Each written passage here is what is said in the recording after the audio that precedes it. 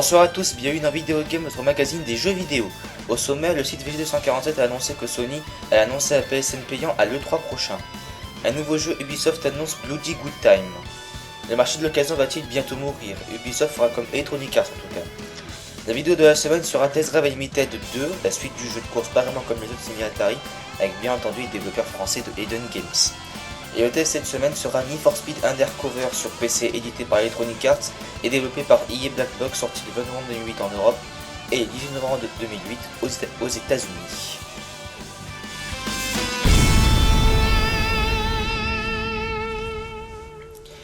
On sait depuis un certain temps que Sony pense très fortement à un PSN payant. Aujourd'hui, l'information semble se confirmer car le site VG247, habituellement très bien informé, nous indique qu'une source haut placée de chez Sony affirme que la boîte va annoncer le PSN Premium à l'E3 prochain.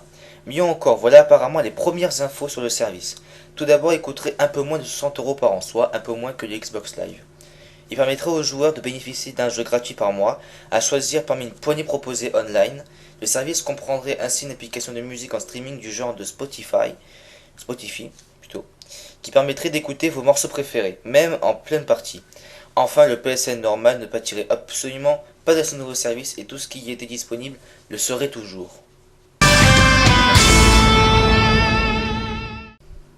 Le planning de sortie d'Ubisoft pour le prochain trimestre liste un certain Bloody Good Time sur PC et Xbox Live Arcade. D'après le site internet de l'éditeur, Bloody Good Time est un jeu regroupant des acteurs adolescents prêts à tuer pour être connus. Choisis par un étrange directeur de série B à la recherche du meilleur film, ils feront tout pour obtenir le premier rôle. Tout cela peut faire penser à deux choses, soit un party game très second degré rempli d'épreuves délirantes en rapport avec le cinéma, soit un jeu d'action plus sérieux et alors peut-être aussi plus gore. Avec une sortie dans les prochaines semaines, on devrait être fixé assez rapidement. C'est peut-être le début de la fin du marché de l'occasion, ou en tout cas, le début du marché de l'occasion onéreux. Souvenez-vous, la semaine dernière, Electronic Arts annonçait son intention d'obliger les acheteurs de jeux d'occasion à payer les contenus téléchargeables qui sont gratuits pour les acheteurs de jeux neufs. Le pass online permettrait ainsi à l'éditeur de récupérer environ 10€ par jeu d'occasion, et même davantage si le jeu est revendu plusieurs fois. Ubisoft s'est déclaré intéressé par le principe et devrait emboîter le pas dans le futur. Déjà inquiétés par la manœuvre d'EA, les joueurs vont probablement voir d'autres éditeurs suivre ce modèle s'il fonctionne. Malheureusement, ce devrait être le cas, les prix exorbitants de certains DLC ou de contenu superflu n'ont jusqu'à présent pas freiné le marché du contenu téléchargeable, au contraire. Par exemple, bien que très mal accueilli en raison de son prix jugé plus qu'élevé, le Stimulus Pack de Call of Duty Modern Warfare 2 s'est écoulé à plus de 2,5 millions d'exemplaires.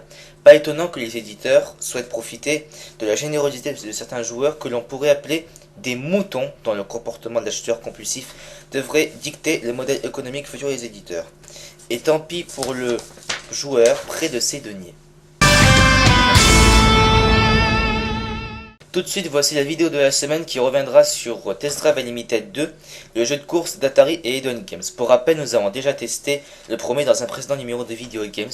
Maintenant, voici la suite.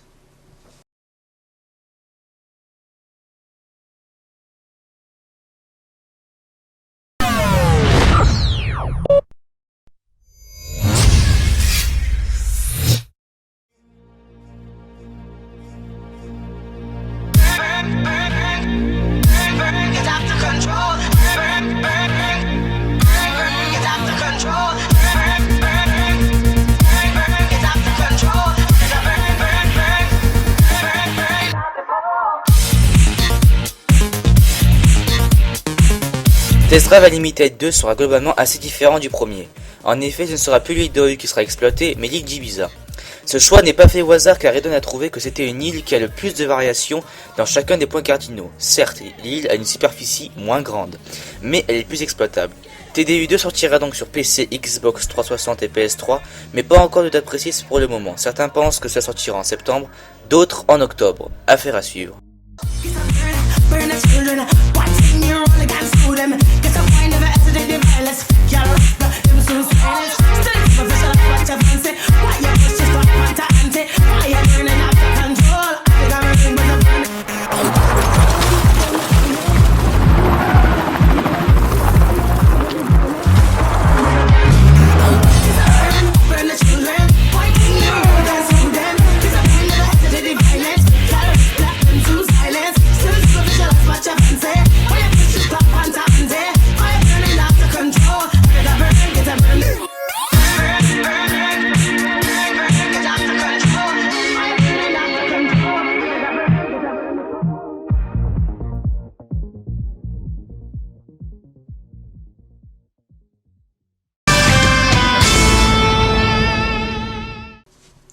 Maintenant, vous avez rendez-vous avec le test de Video Games qui reviendra sur Need for Speed Undercover sur PC, édité par Electronic Arts et développé par EA Black Box, sorti le 20 novembre 2008 en Europe.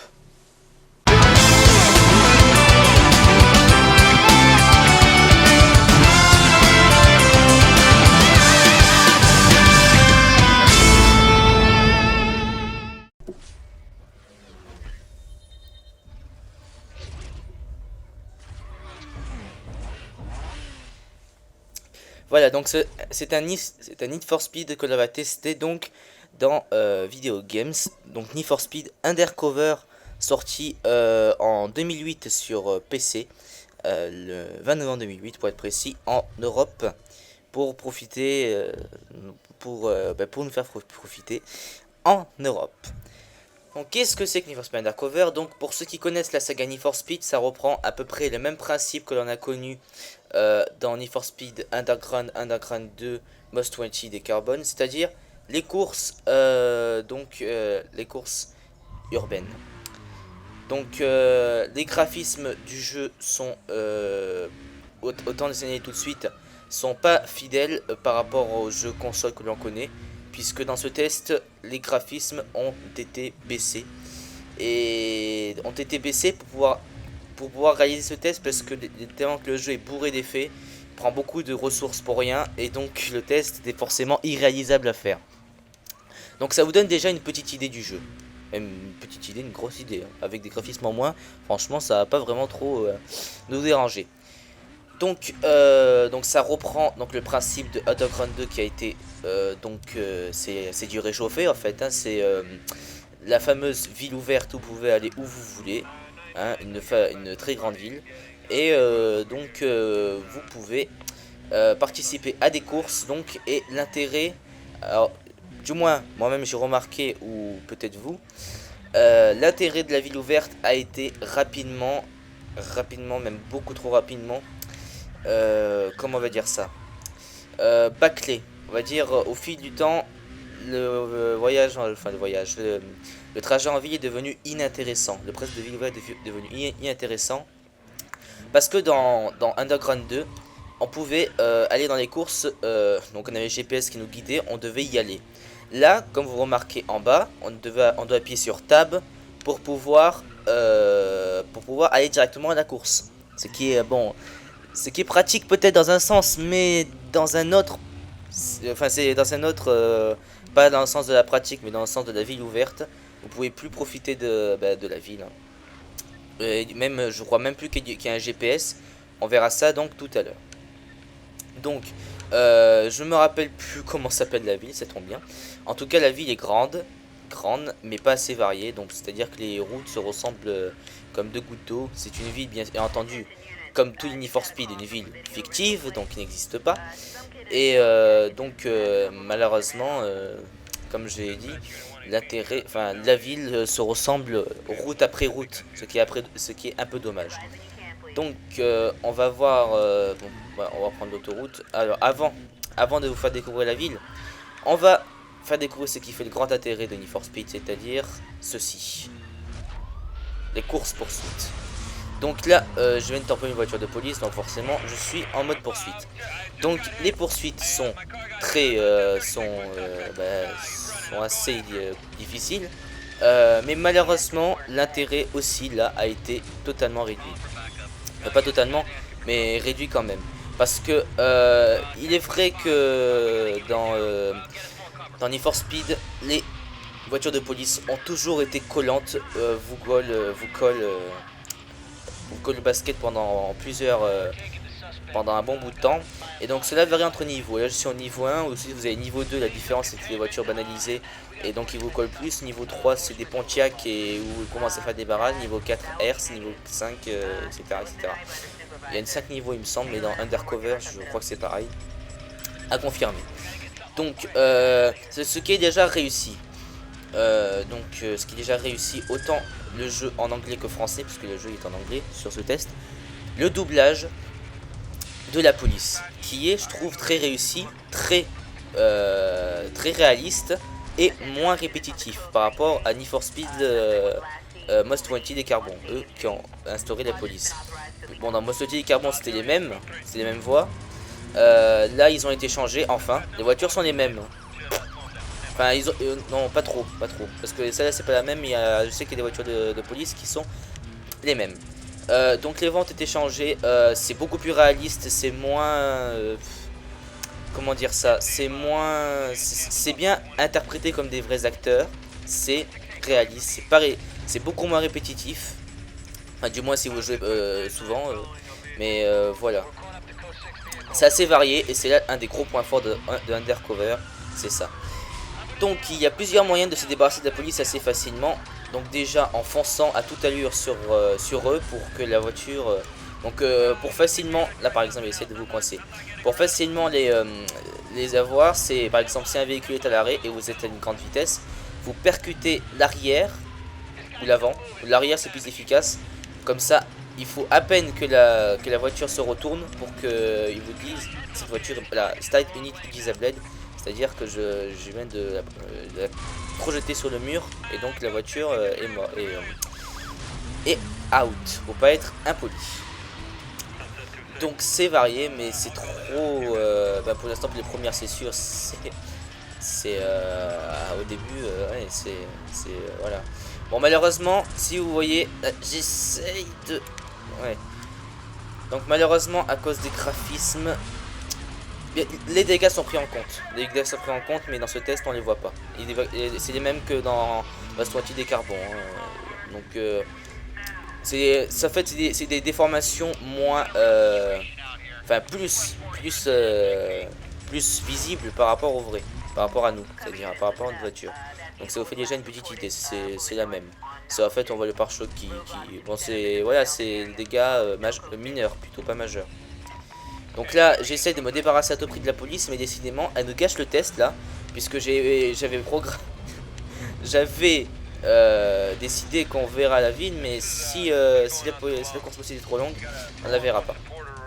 Ah, je m'éloigne. Voilà. Donc là, sur la carte, on voit des espèces de ronds, non c'est pixelisé, hein, malheureusement à cause des graphismes, c'est les cachettes. C'est les cachettes, en fait, c'est pour faire augmenter le niveau, et bien sûr, il y a lui qui vient ici là. Et oui, voilà, décidément, on n'en aura pas fini. On vous en baverez de la police HUP, c'est moi qui peux vous le dire. Donc, est-ce que j'espère que je suis enfin débarrassé? Oui, voilà. Maintenant, on trouve plus rien sur la carte, c'est parfait. Ça va vous permettre de, j'espère. Alors la cachette, elle est où? Il me semble qu'elle est en bas. Elle est en bas, je crois qu'elle est là. Hop, on tourne. Voilà. Et donc, forcément, la barre de progression, elle s'augmente plus rapidement. Et voilà, enfin, fait du bien hein, de plus avoir la police. Et donc ça sert pas trop à rien puisque il me semble que vous pouvez avoir des primes qui est différent du crédit pour vous devez faire ça. Mais bon, ça c'est dans Most Wanted, dans Carbon, ça n'a plus d'intérêt. Dans Undercover, j'ai pas encore trop vu. C'est à vous de voir. Donc on va voir maintenant la ville. Donc là déjà un gros défaut, un petit on va dire, c'est que quand on va voir la ville, il y a un temps de chargement. Alors d'habitude il y en a pas. Donc voici la ville en entier. C'est grand, c'est varié, mais c'est trop petit. C'est trop petit. Enfin, c'est pas, on va dire, c'est pas trop petit, mais par rapport aux anciens, c'est trop. Bah oui, justement, oui, il n'y a pas assez de routes. Voilà. Donc bien sûr, c'est imaginaire, c'est fictif. Ces routes sont fictives, mais voilà. Bon, ça peut paraître assez grand à vue, mais à force que vous jouerez au jeu, vous trouverez ça vraiment trop petit et trop lassant à la longue. Donc il n'y a pas comme dans Test Drive Limited, c'est-à-dire que on clique sur une zone d'une route et hop vous êtes téléporté. Non, ça marche pas comme ça. Non, on peut pas. Par contre pour les courses ça marche. Ça aucun problème. Alors est-ce qu'il y a encore le GPS? Parce qu'en tout cas je sais pas s'il y avait un GPS. Alors par exemple cette route je vais y aller. Ah bah non, il y a carrément plus de GPS. Voilà, je viens de faire une découverte. Le GPS a été définitivement supprimé. Il a été supprimé. Voilà, c'est dommage, mais voilà. Donc on va faire une petite course. On va noter le jeu et en même temps on va découvrir le garage pour conclure. Donc c'est une course urbaine hein, comme dans tout ce genre de Need for Speed. Voilà. Donc je vais commencer par noter le jeu, mais avant tout d'abord de noter, sachez que Need for Speed Undercover pour les fans des courses urbaines est le moins apprécié de tous les Need for Speed. puisque c'est celui qui perd tout son intérêt, puisque depuis chaque série, le jeu, enfin cette série commence à se dégrader, et là je pense qu'on peut pas plus se dégrader, hein, je pense, hein, mais c'est mon avis, c'est mon avis là-dessus, ça n'engage que moi. Donc la note de ce jeu, donc graphisme, j'ai noté 7 sur 10, des graphismes assez beaux, même trop beaux, et on n'a pas l'occasion de le voir là, dans le test, puisque surtout dans la version Xbox 360, enfin la version PS2 et la version Wii sont différentes, hein. On les testera peut-être si on a l'occasion, puisque sont différentes. Bon, en tout cas la version 360 et PS3, je crois qu'elle est sortie, je suis pas sûr, à voir. 7 sur 10 donc, et j'ai baissé parce que il y avait des effets exagérés sur le ciel, c'est-à-dire des effets fluorescents en bavé, des effets de soleil beaucoup trop prononcés et qui gâchent, déjà fait mal aux yeux, et qui prennent de la ressource pour rien. C'est d'ailleurs pour ça que je les ai enlevés, parce que ça prenait trop de ressources pour rien et le jeu ralentissait, bloqué et le son saccadé. Autant moi qui parle que le son du jeu, donc c'est pour vous dire, hein. Animation 4 sur 10. Là j'ai beaucoup baissé. Pourquoi? Parce que les animations et les dégâts sont assez déplorables. Alors vraiment, on peut pas dire qu'on peut faire, enfin, on peut faire pire, ça c'est sûr.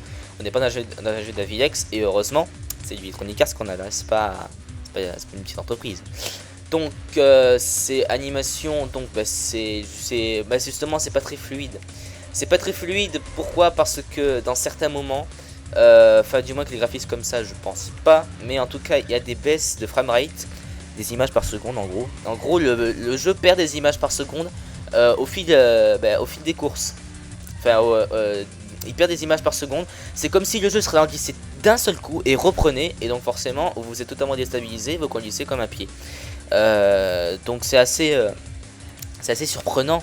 C'est assez surprenant, et pourtant ça se voit parce qu'on peut pas trop démontrer ici, mais au fil des courses on se rend compte que Need for Speed Undercover est vraiment pas fini.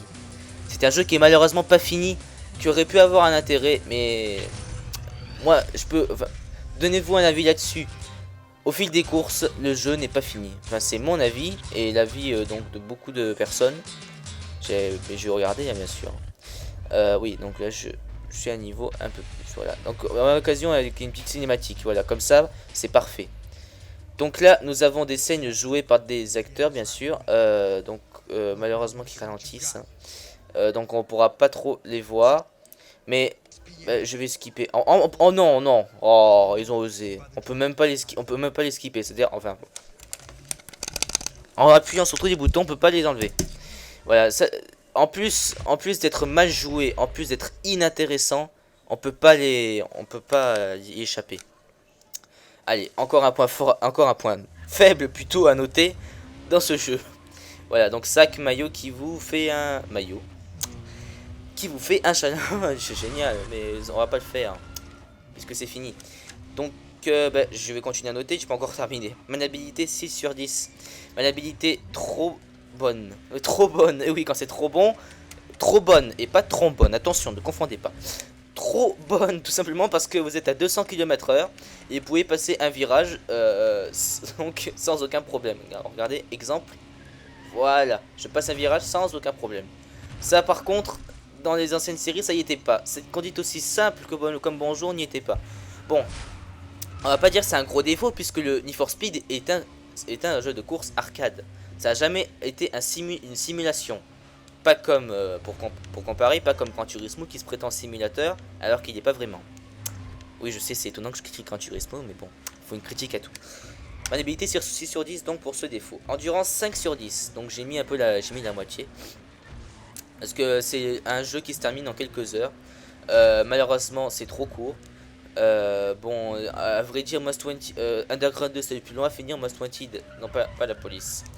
D'ailleurs, un détail, la police est juste à côté. Normalement, la course s'enclenche automatiquement, mais là non. Je sais pas trop comment on fait, le système a changé. Donc, endurance 5 sur 10. Oh, voilà, il y a encore la police. On va pas pouvoir voir le garage. Endurance 5 sur 10, donc je disais, le jeu se finit en quelques heures, et en fait, c'est un rythme décroissant. Non, croissant plutôt, pas décroissant. Par rapport à Underground 2, c'est-à-dire le jeu au fil de la série est de plus en plus court. Ce qui est Dommage, ils auraient pu faire un jeu plus long, mais ils ont fait une ville plus grande, c'est déjà ça, mais un jeu pas plus long, c'est dommage. Mais en tout cas, vous aurez toujours l'occasion de visiter toute la ville. Et son 8 sur 10, là c'est là que j'ai augmenté. Des sons de voiture, bon... magnifique tonneau de la voiture de police et magnifique dérapage, comme vous avez pu le remarquer. Son 8 sur 10, j'ai amélioré, le son des moteurs sont quasi fidèles, quasi, presque. Hein. Et surtout, le doublage de la police qui est vraiment bien fait. Alors là, je dis chapeau à Electronic Arts, c'est la meilleure. Donc ça fait une note de 30 sur 50 pour Need for Speed Undercover sur PC, sorti en 2008. Donc malheureusement, on devait voir le garage, mais bon, on va pas pouvoir le voir, mais bon. C'est pas une grande perte, on va dire, c'est juste un menu, voilà. Et c'est classé Europe, et donc c'est classé par plusieurs continents, je crois. Enfin, c'est européen, amérique et japonais. Et ben voilà. Et aussi, ils ont mis une Renault Mégane. Renault Mégane de 2008. Donc, c'est une récente que vous voyez des fois dans la rue. Donc, je vous remercie d'avoir suivi ce vidéo games. Donc, pas trop catastrophique cette fois. Bon, j'ai pas le temps de me cacher. Enfin, un peu catastrophique, on va dire, le jeu est tout pixelisé, mais bon, ça vous donne une idée. Je vous remercie d'avoir suivi ce vidéo games. Et à la semaine prochaine pour un nouveau test et de nouvelles actualités.